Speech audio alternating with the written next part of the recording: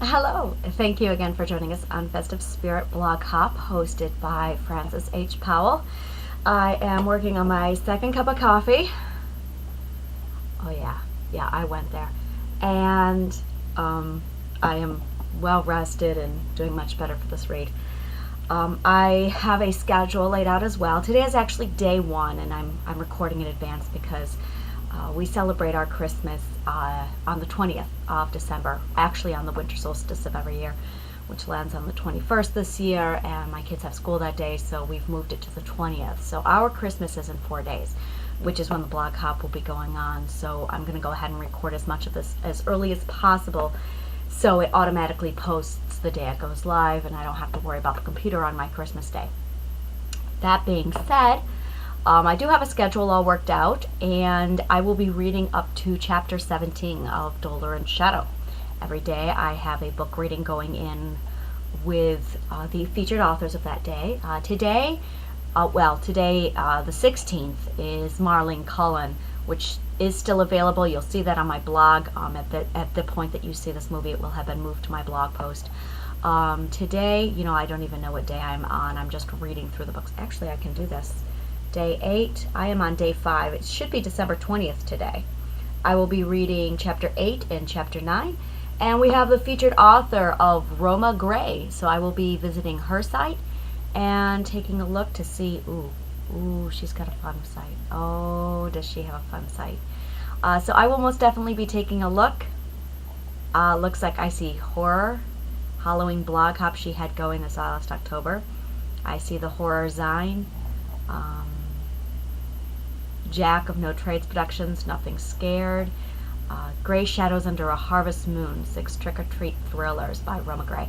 So I'm saying that she's definitely touched into Halloween and more of the macabre that I love, that I absolutely embrace.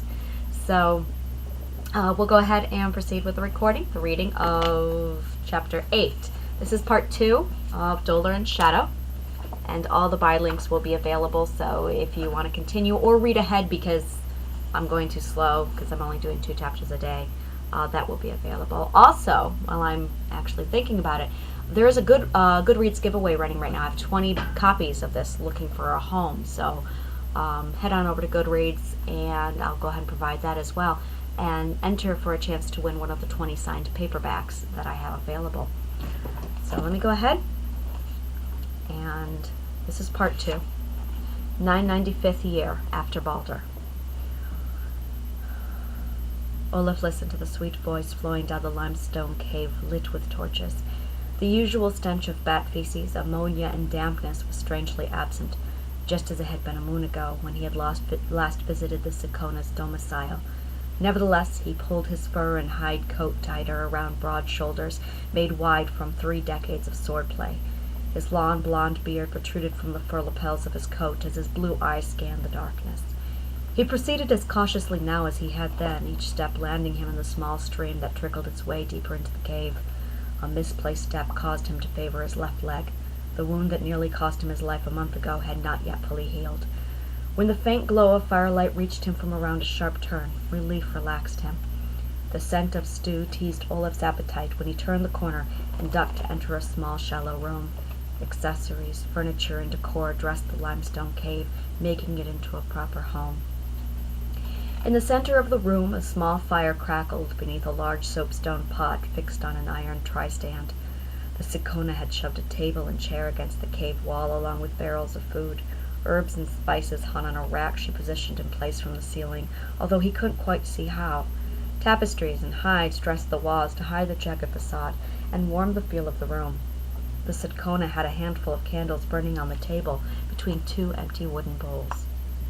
A large hide hanging from the cave wall served as a door to what Olaf could only imagine was a second room as comfortable as the first. It was there he could hear her voice glide almost like a spell that fogged his mind and threatened to leave him senseless. He found himself fighting it to preserve his angst. He didn't have to wait long for her voluptuous frame to emerge from that passage. "You came back." A pleased smile pulled the corner of her red lips. The firelight danced in her round gold eyes, and for a moment he forgot to answer. "I did." She tilted her head, and Olaf watched her long black hair fall down her curves where his eyes lingered. He wasn't sure if her song had stopped, but still found it hard to focus. The air was heavy with spell. "Now you believe?" she asked. Her question jogged his memory. "You said my men would betray me, that I would be near death." A pleased smirk pulled the corner of her lips. "And you were," she replied. Olaf nodded. "I was." He recalled the raid a moon ago, soon after he had challenged her skill. He still felt the laugh in his throat when she had warned him that his men would betray him. Not a day later, they turned on him, and he barely escaped with a wounded leg. He almost lost the leg. An arrow had nicked the artery. That laugh now felt like bile stuck in his throat. He also recalled her other words of prophecy. "You said that I would be a great king," Olaf said. "I said you would be renowned, not great," she answered, walking to the fire where the stew bubbled. Olaf stepped closer and felt the spell air thicken as he watched her bring the ladle to her lips. "My father," she sipped. "I know who your father was." She sipped again, then stirred the stew, "and his father before him," she said. She hung the ladle on the lip of the cauldron and looked to Olaf's blue eyes and long blonde hair, so much like his father's father. She looked at him as if she was seeing far more than a usurped king on a broken throne.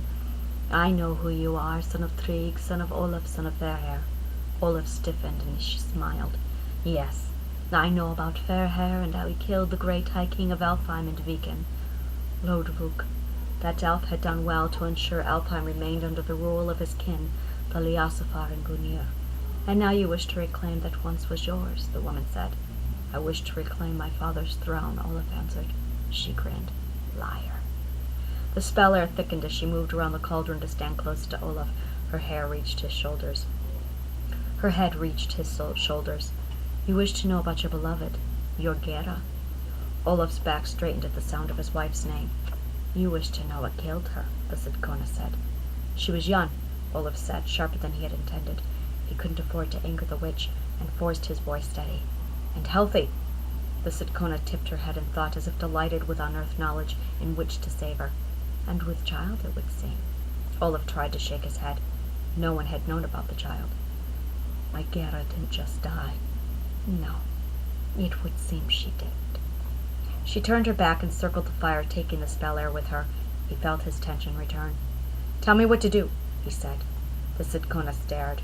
He felt her eyes on him as if she had undressed him, and had seen every flaw, every scar, every secret he harbored. He remained unmoved, unbroken, as she gazed long and hard. When she spoke at last, it was with careful precision. "Sidkona have unearthed the secrets to a forgotten power that sleeps. It is best for everyone if this power remains." She pensively sucked on her bottom lip. "Forgotten. One of them carries a pouch." Olaf furrowed his brow. "All Sidkona carry a pouch." The witch grinned. "This Sidkona carries a pouch that holds an endless supply of Idun's apples." Olaf's mouth fell open. "Here in Midgard. Idun's apples. Idun." His mouth watered with greed. If he had those apples, his leg would have healed weeks ago. Not just healed, but completely restored, as if there had been no wound at all. "You know what those apples can do," she said. Olaf nodded, swallowed the mouthful of saliva, and answered, "I do. Kill every last Sidkona in the lands to the east.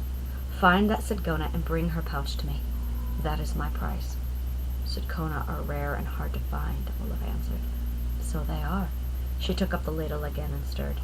"Consider it done," Olaf said. He almost turned to leave. "Son of Trig," she said, and gazed at him with golden eyes that made Olaf want to take her. "If you eat of the apple, I will kill you." Olaf watched her blow onto the stew in the ladle. "To eat of those apples is to gain immortal life," he argued, and felt her spell air thicken. "There are ways to end an immortal life," she grinned and gazed up at him. "If you eat of those apples, I will kill you." He nodded. "I understand." Eager to get gone and leave the witch to her brew, Olaf turned for the door. "There are others who knew of Gera's child." Her words slammed the air from his lungs, and he looked back. "Word travelled from Asland and reached the kings of Dansreach," she said. "Bloodton?" Olaf whispered. The Sidkona shook her head. "Not King Bloodton. His son, Forkbeard." He remembered the stern gaze of that spoiled prince born to the son of Gorm. "Gera's grave is not yet cold, but Forkbeard has inherited your wife's land and the crowns of Dansreach," she said. Forkbeard, the king's son who knew your wife was with child. The Sidkona stirred the stew again. If you wish to take back your throne and avenge your wife's death, assemble an army. Start with Forkbeard's vassal, Hagen. He resides in your father's land west of the northern way in Nidaros. There, he plays puppet to your people. Would she have me march to my death? Forkbeard is strong, Olaf said. His armies are great. So they are. I cannot take him alone, he said. Not with all the aid of Ersland. You can when you kill all who worshipped Forkbeard's gods. Olaf's thoughts wandered to the kingdom of Asgard, and the gods seated there in halls of gold. The Vanir, he whispered. You would have me target Odin, Thor, and Idun. The woman shrugged and slurped more stew. Balder has fallen, she said. There are greater kings with greater powers who look to bring new gods. Destroy the old for the new, Olaf said. The woman grinned. Very well, Olaf said, and made his way back to the passage. At the edge of the room he gazed at the witch. Her black hair rippled in the firelight. How will I know her when I find her? She stirred the stew so long that Olaf thought she hadn't heard, and opened his mouth to ask again. She's the Sidkona, without gold eyes. Olaf flinched, taken aback by such a concept. All Sidkona had gold eyes. Everyone knew that. Their bodies consumed by so much sage. For a Sidkona to not have golden eyes? Olaf grunted, unsure of what to think of such things. What do I do with the Sidkona once I have her pouch? The Sidkona shrugged and peered up from her brew with a grin. Whatever you wish.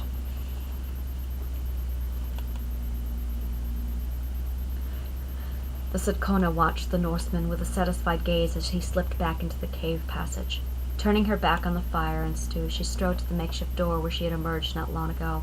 She pulled back the hide and paid no mind when the hide became a sheet of fine blue silk. She dropped the silk behind her and breathed in the thick spell air of under-earth.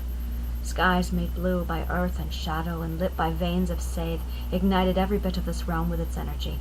The elding balcony where she stood twisted a path of steps down to the garden below, and a lake as clear and as blue as the wings of the Azul flutter by. Green grass grazed the soles of her bare feet. Soft fibers clung to a vibrant pink flowers, and succulent orange petals dripped with dew.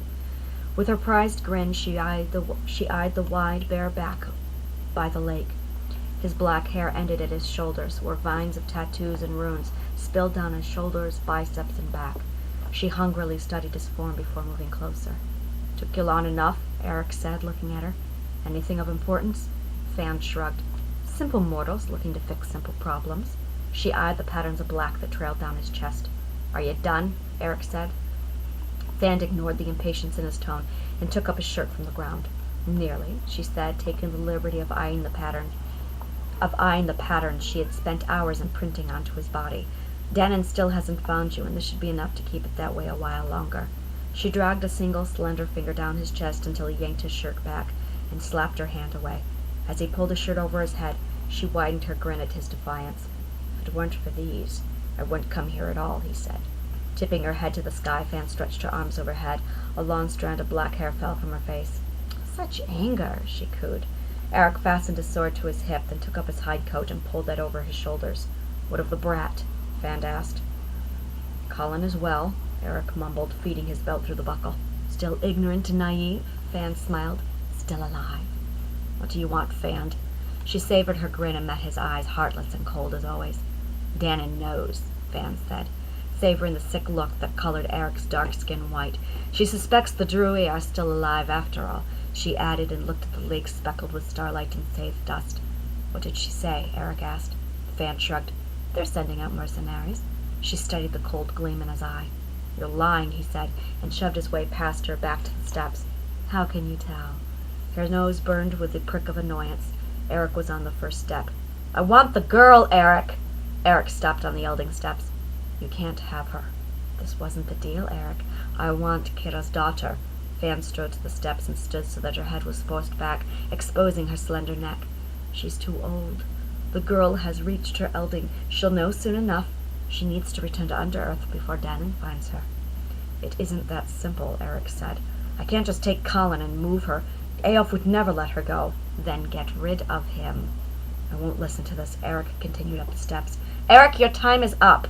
Eric stopped. For nearly an age I heeded your mindless, petty request. Fan watched the veins in the side of his neck pulse. You've played with your princess, now bring her in. I won't. Fan ground her teeth. Then I will kill her. No! Eric slammed Fan into the stone, his hand on her neck. She felt his fingers tighten. Hungry to squeeze, she smiled her sweet smile, delighted in watching the beads of sweat build on his brow. I can lick them off for you, she whispered. Eric released her neck and punched the wall with his fist, missing Fan's head by a breath. Blood trickled down the stone where he held his knuckle, and Fan listened to his breath, slow then steady. You can't kill her, Eric said. Fan leaned in until her lips grazed his ear.